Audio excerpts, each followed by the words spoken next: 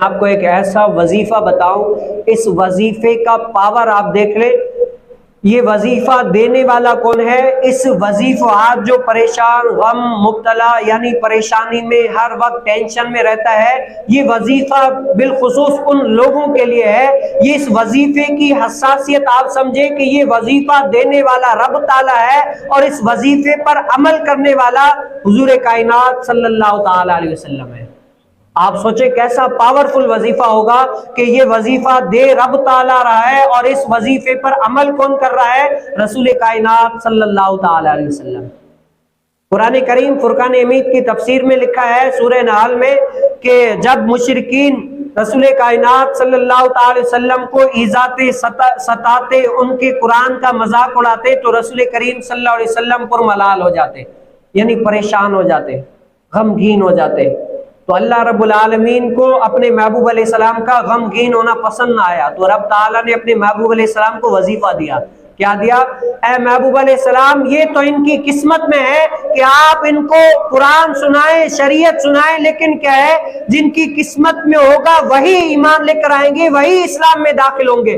لیکن آپ پریشان نہ ہو، آپ اتنا غمگین نہ ہو، بلکہ کیا ہے، اس کے طور پر آپ یہ کریں کہ ہر وقت اللہ رب العالمین کی پاکی بیان کریں۔ کیا کریں؟ اللہ رب العالمین کی پاکی بیان کریں، اور عبادت کثرت کے ساتھ کریں۔ اللہ رب العالمین اس عبادت کے ذریعے سے آپ کے دل کو منور فرما دے گا۔ کیسا ہی پاورفل وظیفہ ہے، آپ سوچ لیں، رب تعالیٰ اپنے محبوب علیہ السلام کے وظیفہ دے رہا ہے۔ اگر یہ ہمیں درس ہے، سمجھو یہ ہمارے لیے درس ہے۔ اگر پریشان ہو، اگر دکھ ہے، اگر پریشانی میں ہے، کوئی ایسی ناگہانی آفت آ گئی ہے جس کی وجہ سے ہمیں چین، قرار، سکون نہیں ہے، تو کیا ہے، اور بھی اللہ رب العالمین کی بارگاہ میں ہمیں گریہ وزاری کر کے اللہ رب العالمین کی بارگاہ میں آنا چاہیے۔ اے مولا، یہ پریشانی دینے والا بھی تو ہے۔ کیا ہے؟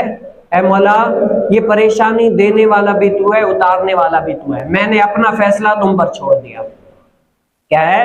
میں نے اپنا فیصلہ تم پر چھوڑ دیا۔ اے مولا، مجھے جو ہے نا اس پریشانی، اس مصیبت سے نکالنے والی دنیا میں کوئی ذات، دنیا آخرت میں ذات ہے تو بس تیری ہے، کوئی انسان میری پریشانی دور نہیں کر سکتا، تو ہی کر سکتا ہے۔ اللہ رب العالمین کی بارگاہ میں ہمارے بندے اگر پریشان ہے، دکھ ہے، غمگین ہے، جو بھی ہیں، وہ اللہ کی بارگاہ میں نہیں آتے، اور بھی کہتے ہیں ہمیں پریشانی ہے، دکھ ہے، مصیبت ہے، سب کچھ ہے، پریشانی ہے، دکھ ہے، مصیبت ہے، تو اتارے گا بھی اللہ، لیکن کیا ہے، ہم اللہ کی بارگاہ میں آنے کو تیار ہی نہیں ہوتے، کہتے ہیں ایسی پریشانی میری دور ہو جائے۔ نہیں، رب تعالیٰ دراصل پریشانی بندے کو اسی لیے دیتا ہے، بندہ، اللہ رب العالمین دیکھتا ہے کہ بندہ کون ہے کہ اللہ رب العالمین کی بارگاہ میں آ کر جھک جاتا ہے۔